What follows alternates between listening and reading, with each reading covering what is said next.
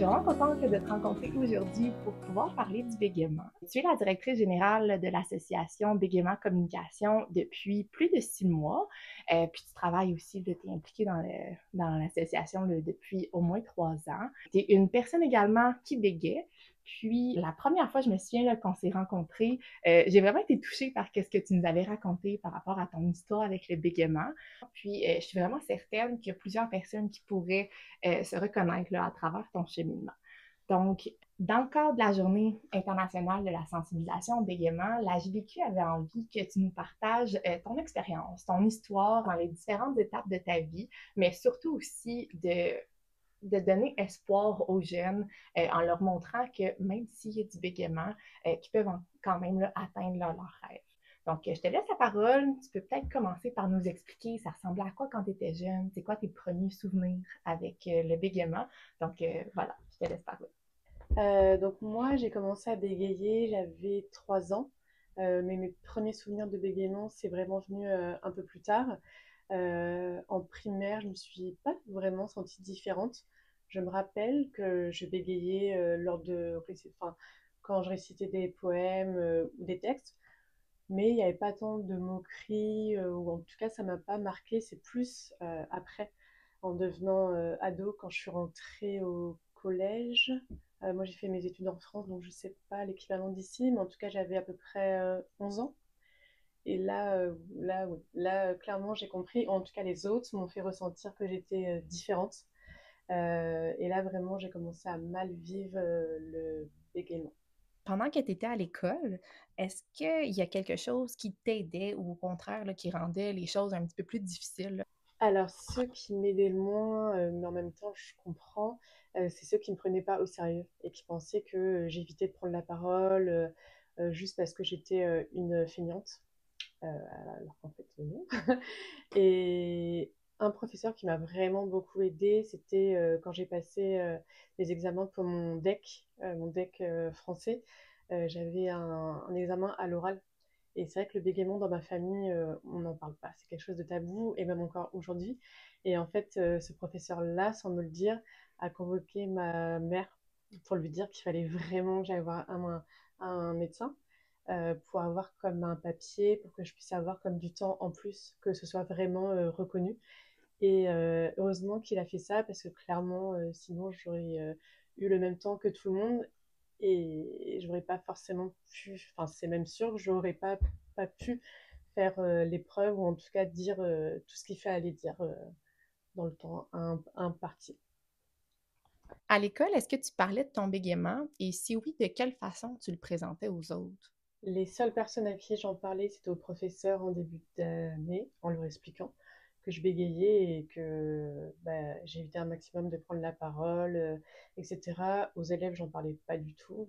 De toute façon, ils voyaient bien, hein, mais j'en avais vraiment honte.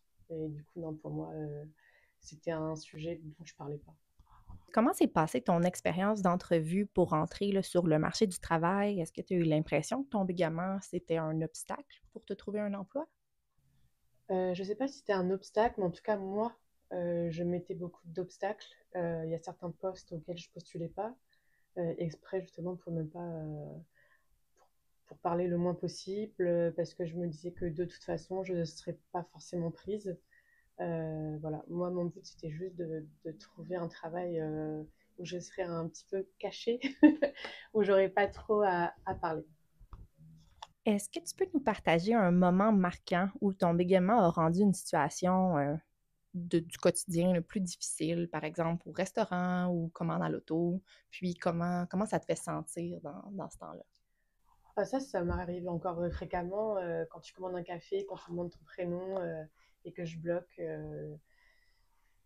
Bah, c'est sûr que sur le coup, c'est jamais le fun, c'est jamais agréable, mais j'essaie vraiment de me détacher avec ce sentiment de honte.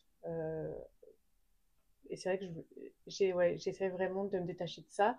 Des fois, il arrive que la personne en face elle soit comme un peu gênée ou mal à l'aise, des fois agacée. Ça m'est vraiment arrivé une fois. Et j'ai regretté après de pas lui avoir expliqué, parce que c'est vrai que c'est pas écrit sur mon front que je bégaye. Donc des fois, j'essaye de pas forcément prendre tout mal. Mais ouais, dire mon prénom, c'est pas le fun.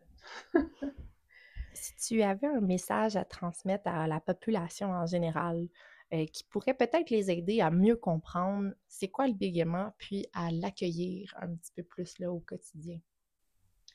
Alors, j'aimerais dire aux gens que le bégaiement, enfin, on n'est pas bègue parce qu'on stresse. Non. Le bégaiement peut causer du stress, mais on ne bégaye pas parce qu'on est stressé. Ça, il y a beaucoup de mythes comme ça qui existent, mais j'aimerais vraiment dire, encore une fois, qu'on est plus que des personnes bègues. Et c'est vrai que j'aimerais qu'on soit un peu plus représenté dans la société, et qu'on nous regarde moins, on va dire, avec des yeux. Mais encore une fois, je prends pas toujours mal certaines réactions parce que voilà, je me dis que les gens, bah, ils connaissent pas forcément ça, le bégaiement. Mais oui, il faut les éduquer un petit peu, surtout de laisser les gens parler. Voilà, de prendre le temps d'écouter, de ne pas couper la parole, même s'ils pensent que c'est aidant. Mais non, ça ne l'est pas. Et aujourd'hui, est-ce que tu dirais que tu acceptes ton bégaiement? Puis est-ce qu'il y a eu un moment ou une expérience qui t'a aidé à faire ce pas-là? Alors, je dirais qu'aujourd'hui, je l'accepte beaucoup mieux. Je dirais pas que je l'accepte à 100%. J'aimerais un jour l'accepter à 100%, mais en tout cas, ça va beaucoup mieux dans le sens où depuis quelques années, bah, je fais vraiment ce qui me plaît, que ce soit au travail, j'ai plus peur de passer des coups de fil, je m'empêche plus d'aller à des soirées. Donc oui, je l'accepte beaucoup mieux et surtout, j'essaie vraiment de plus me sentir coupable, de plus avoir cette honte. Et qu'est-ce qui m'a aidé? C'est tout simplement de faire de l'orthophonie en groupe avec le programme d'orthophonie de l'ABC quand j'étais pas encore employée mais seulement membre. Et c'était avec la thérapie ACT et TREB, donc justement sur l'acceptation et les techniques d'évitement.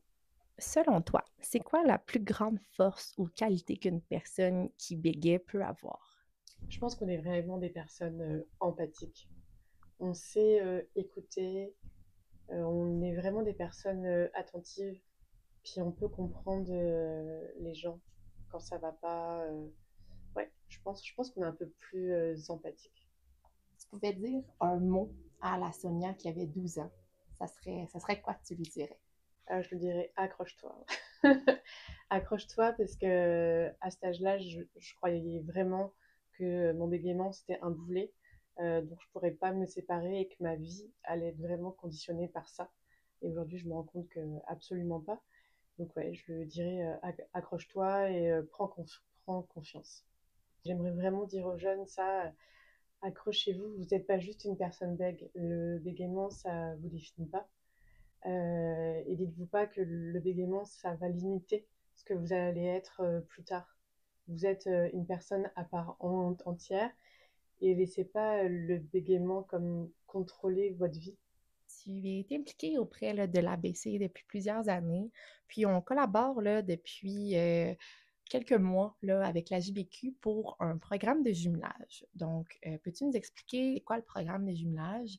Puis, euh, comment est-ce que tu crois que c'est important pour les jeunes? Puis, qu'est-ce que ça peut apporter d'être en contact avec un adulte, quelqu'un qui a déjà passé là, par ce chemin-là pour ces jeunes qui béquaient? Alors le programme de jumelage, il y a plusieurs volets et celui avec la JBQ, effectivement, c'est un adulte bègue qui est jumelé avec un jeune bègue.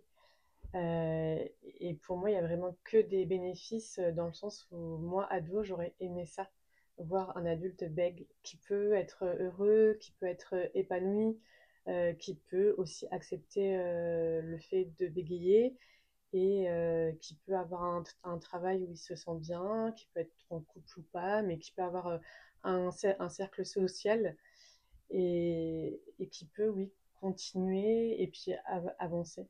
Donc, merci beaucoup, Sonia, là, Avec d'avoir plaisir. pris le temps de partager ton histoire puis ton expérience là, avec nous. Avant de terminer, je voudrais rappeler à nos jeunes et à leurs familles que vous pouvez vous inscrire au programme de jumelage là, sur le site de l'ABC où vous allez pouvoir aussi retrouver là, toutes les informations reliées au programme. Finalement, j'en profite avec la Journée internationale de sensibilisation du bégaiement pour souligner l'importance de valoriser et d'inclure là, les différences de chacun et chacune. Donc, merci beaucoup. Ça me fait plaisir.